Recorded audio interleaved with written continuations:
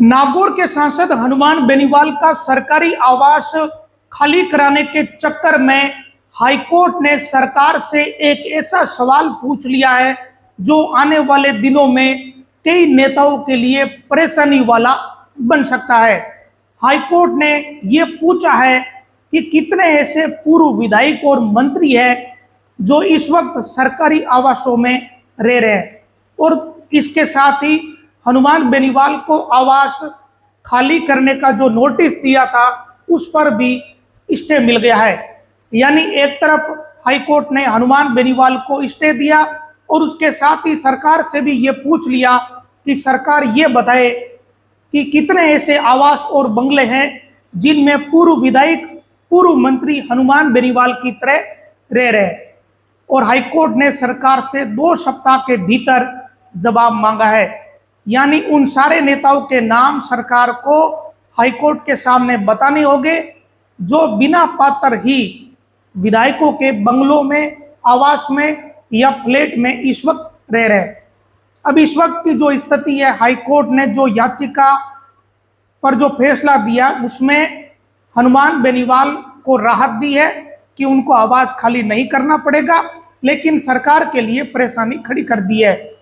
High court के justice Sameer Jain की एकल पीठ में इस याचिका की सुनवाई हुई। हनुमान बेनीवाल की याचिका पर सुनवाई करते हुए संपदा अधिकारी के यहाँ जो कार्रवाई चल रही थी उस पर रोक लगाई है। इसके साथ ही कोर्ट ने सरकार को नोटिस देकर जवाब मांगा है। हनुमान बेनीवाल ने याचिका दायर करते हुए कहा था कि आवास खाली करने की जो प्रक्रिया है उसमें प्राकृतिक न्याय के सिद्धांत की पालना नहीं की जा रही, और उनकी तरफ से जो एप्लीकेशन लगाई गई उस एप्लीकेशन को भी संपदा अधिकारी ने खारिज किया और अच्छे शब्दों का इस्तेमाल भी नहीं किया, या वो अर्जी खारिज करते समय हल्के शब्दों का इस्तेमाल किया। ये भी याचिका में बात बेनीवाल ने कही थी। इधर हाईकोर्ट ने इस मामले में नोटिस जारी करते हुए इस तरीके के अन्य मामलों की जानकारी भी मांगी है। अदालत ने सरकार से पूछा है कि इस तरीके से अन्य कौन कौन सांसद और विधायक है जो पद पर नहीं होते हुए भी सरकारी आवास का इस्तेमाल कर रहे हैं। कोर्ट ने सरकार को जवाब देने के लिए 2 सप्ताह का समय दिया है। दरअसल बेनीवाल ने अपनी याचिका में कहा था कि कई अन्य लोग भी पद पर नहीं रहते हुए सरकारी आवास का इस्तेमाल कर रहे हैं, लेकिन सरकार उनके खिलाफ कार्रवाई नहीं कर रही है और केवल उन्हें टारगेट किया जा रहा है, और राजनीतिक द्वेषता के कारण राजनीति में प्रतिशोध की भावना से उनके खिलाफ कार्रवाई की जा रही है और सुनवाई और तथ्य रखने का भी उनको मौका नहीं दिया जा रहा। यह याचिका हाईकोर्ट में लगाई थी। अब इस मामले में वकील सुमित्रा चौधरी और प्रेमचंद शर्मा ने बताया कि याचिकाकर्ता को सरकार के प्रार्थना पत्र पर संपदा अधिकारी ने 1 जुलाई को आवास खाली करने का नोटिस दिया। इसके बाद 4 नोटिस दिए और पहली सुनवाई हुई 11 जुलाई को। इसके बाद संपदा अधिकारी अनावश्यक रूप से जल्दबाजी कर रहे हैं। यानी 1 जुलाई को दिए गए नोटिस के बाद 11 जुलाई को सुनवाई हुई और इसके साथ ही 4 और नोटिस बेनीवाल को मिल गए। वहीं अब उनकी तरफ से जो याचिका दायर की गई है, दायर आवेदनों को मनमाने ढंग से आपत्तिजनक टिप्पणियों के साथ भी खारिज किया जा रहा है। दरअसल जब नोटिस मिले हनुमान बेनीवाल को फ्लैट खाली करने का, तो उसके बाद जो संपदा अधिकारी है उनके सामने आवेदन किए गए और उन आवेदनों को खारिज किया गया। केवल आवेदन ही खारिज नहीं किए बल्कि आपत्तिजनक टिप्पणियां की गई। अब किस तरीके की आपत्तिजनक टिप्पणी की गई है ये तो उस याचिका में सामने नहीं आया, लेकिन कुछ ना कुछ ऐसे शब्द रहे होंगे जो हनुमान बेनीवाल को या उनके वकीलों को उचित नहीं लगे होंगे, तभी जाकर उन्होंने याचिका में इस बात का जिक्र किया है। संपदा अधिकारी का यह आचरण राज्य के पक्ष में है और उनके पूर्वाग्रह को दर्शाता है। ये बात याचिका में बेनीवाल की तरफ से लिखी गई। साथ ही ये भी लिखा कि ऐसे में संपदा अधिकारी की ओर से जो नोटिस है और उसके आधार पर जो कार्रवाई की जा रही इसको रद्द किया जाए। अब ये याचिका लगाई थी, इस पर स्टे मिला है। हनुमान बेनीवाल को करीब 2 साल पहले ये फ्लैट आवंटित हुआ था, तब बेनीवाल विधायक थे। विधायक के रूप में उन्हें फ्लैट संख्या A-3/703 ये फ्लैट आवंटित हुआ था। उसके बाद हनुमान बेनीवाल लोकसभा में चुन लिए गए, सांसद बन गए और इस कारण उन्हें विधायक आवास खाली करना था। एक आमतौर पर यही प्रक्रिया होती है।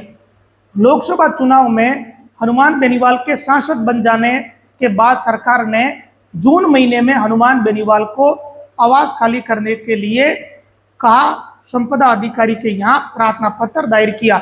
इस पर संपदा अधिकारी सुनवाई कर रहे थे।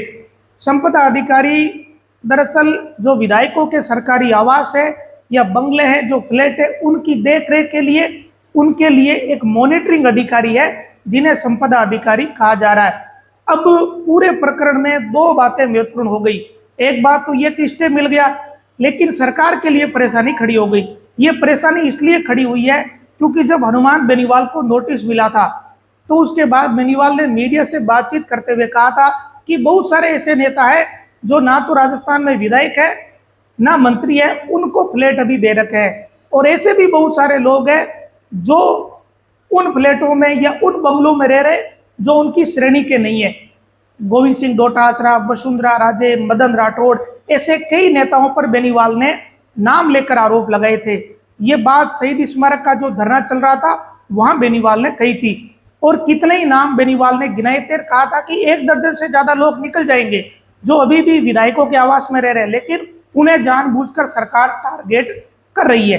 अब इस पूरे प्रकरण में सरकार इसलिए फंसी है क्योंकि सरकार को 2 सप्ताह के भीतर यह जवाब देना होगा और ये बताना होगा कि कितने ऐसे लोग हैं जो पूर्व में विधायक थे, तब उनको आवास या फ्लैट आवंटित हुए थे और आज भी वो उनमें बैठे हैं, जबकि वर्तमान में वो पद पर नहीं है या फिर वो सांसद बन चुके हैं। ये आवास या फ्लैट केवल विधायकों को आवंटित होने या राजस्थान सरकार में जो 200 विधायक है उनके लिए है।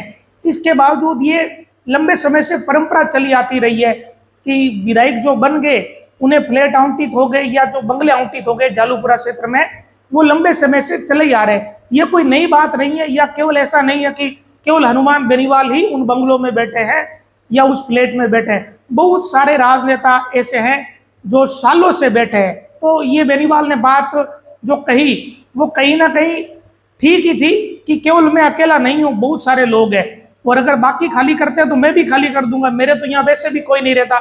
ये बात बेनीवाल ने कही थी, और यहाँ तो कहा था कि राजस्थान की सड़कें उनकी है और सरकार ने सर्किट हाउस दे रखे, वो तो सर्किट हाउस में रुक जाएंगे।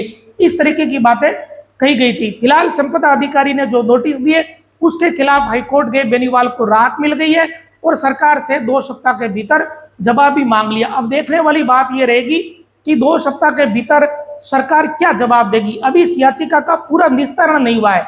अगर निस्तारण हो जाता तो हो सकता है कि सरकार आगे डबल बेंच में चली जाती, क्योंकि एक और मामला चल रहा है।